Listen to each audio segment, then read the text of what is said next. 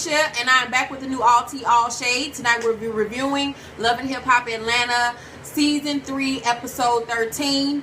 Tonight's episode, I give it a C-. It was alright. The season is starting to wind down, so the storylines are starting to fade off and like get very repetitive. So I wasn't really into it, but I decided to do a video for you all. So let's get into my top 5 moments from tonight's episode of Love and Hip Hop Atlanta. Sorry, my fan is going off, and if it's loud, I'm on the 3rd floor of my house, and as you know, heat rises, and a bitch is going through menopause, and I'm hot, so deal. My number 5 moment from tonight's episode was Scrappy taking the Bam back to her habitat, back into the forest. He came out there with that tired ass white outfit on, that tired ass white fedora that he looked like he got out of Mama D's basement.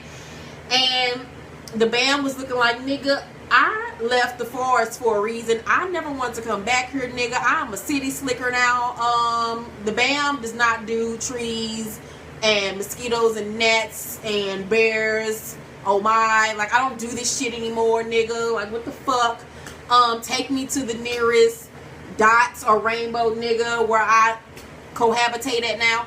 And Scrappy and his fucked up ass teeth gave her that whack ass ring, and she opened that box and she was like, oh.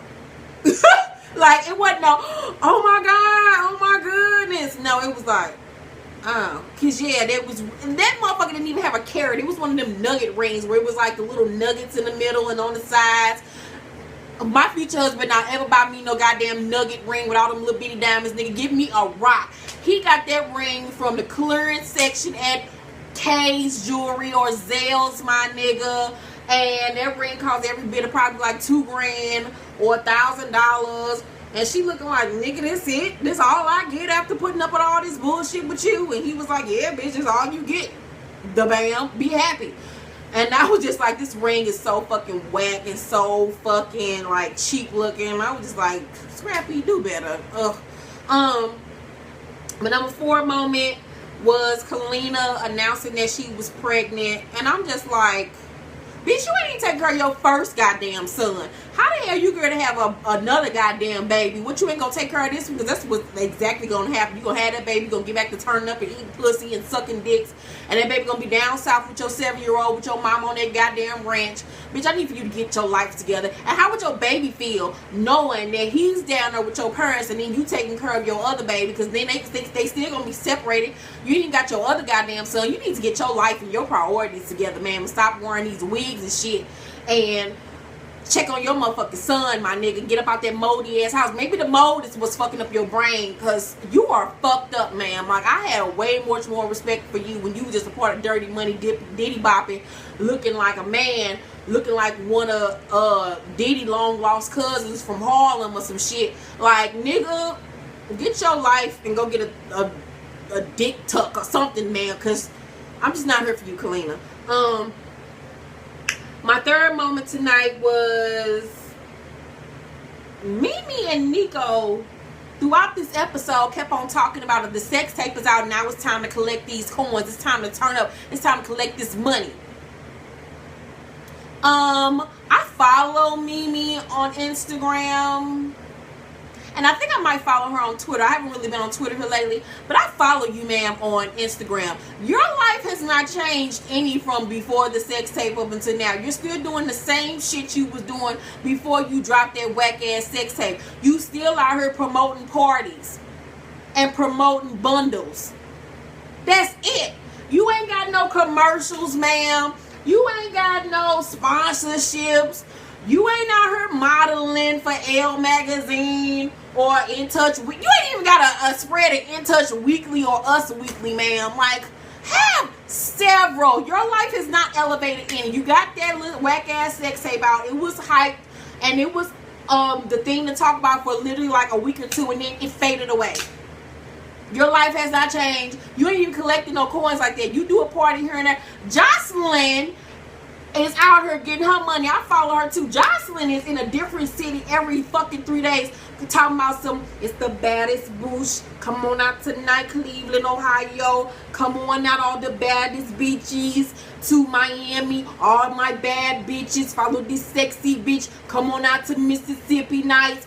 Jocelyn be getting her motherfucking coins. I see Mimi like maybe once every 2 weeks promoting a goddamn party, looking like Stretch Armstrong and shit with them long ass, lanky ass arms and legs of hers. Like, you ain't even doing shit. Like, you have not elevated your shit at all. So the coins never came for you, ma'am. You need to go put them coins in one of them little goddamn machines at the damn grocery store so you can get that coin, turn them coins into actual dollars, ma'am, because it ain't working for you. My number 2 moment from tonight's episode was when the ladies all met up at the end and they were all confronting Mimi on the sex tape, and Mimi was being so defensive and mad at Aaron because Aaron gave a fuck, and she was like, you act like this happened to you. You act like this was you. This is me. This not you. And Aaron's sitting there crying and shit. And she was like, nigga, I feel like it happened to me. Bitch, if you got a friend that's really truly down for you and is really truly your friend is going to hurt and cry for you and feel your pain if you really going through something. So you need to be happy this bitch was crying over you, was really actually concerned about what the fuck you got going on in your goddamn life, ma'am. Arian is a true blue friend, but Arian, honey, if somebody know you that watching his little all tea and all shade, or if you watch this shit, ma'am, you need to ask that bitch about your life, because she's making you look stupid too. We all have had a time and a moment where either we played the fool or our friends played the fool, or we don't like our friends, man. But at this point, Mimi is just fucking insane. Like, she is certifiably insane. She's delusional. She has lost all types of sense of reality. She is scarred. She is fucked up. She is drained. She has been ran over, ran up in, run amok, bamboozled, hoodwinked, goddammit. She's fucked up. There ain't no saving this hoe. She is a lost one. You lost one. Yeah, that bitch is done. Arian, you need to sever ties with that crazy bitch. Because there's no helping her. And you gonna drive yourself insane putting up with this bitch and her silly ass antics. She is gone. At least Jocelyn admits her shit. She just like, I'm a bad bitch, I do what I do, fuck you, I'm grown, whatever. This bitch don't even admit the shit that she does is wrong and fucked up. We all know that goddamn sex tape was planned. They did the shit on purpose. She ain't even admit to the shit. We would have more respect for her if she just came out and said, I did it, I'm a grown ass woman, what the fuck ever. She don't give a fuck, so you shouldn't give a fuck. Let that tired ass hoe and her 40-year-old pussy go on somewhere down the merry-go-round, down the merry-go-bush, because ain't nothing good coming to Mimi Falls. That bitch is about to be on crack or heroin in the next 2-3 years. She gonna put out another sex tape. It's gonna get that bad for her. She gonna keep on. She's gonna become a porn star. I can see it for her. She's gonna become a fucking crackhead. There's nothing good coming for that bitch. Arian, several times with that hoe. There ain't no saving that bitch. My number 1 moment from tonight's episode, well, it actually wasn't from tonight's episode, but my number 1 moment from Love and Hip Hop Atlanta, drum roll please, was actually the shit that was going on the internet. So apparently they filmed Love and Hip Hop season 3 reunion last week, and shit went down. Jose came in there ready to beat some bitches' asses, and apparently she did.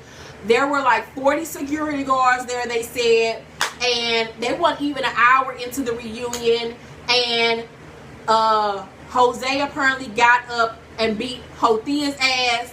Then on the way out, being escorted out, she seen Mimi in the hallway and did elbow Mimi. Then after that, she caught up with Tammy, beat Tammy ass real quick. Now, they're saying that Deb stepped in and was trying to fight Jocelyn, but then other sources are saying that Deb wasn't involved. She was trying to break it up, so who knows? But all I know is Jocelyn beat up 3 bitches in less than an hour, and I cannot wait to see this shit. Now, the real tea comes after.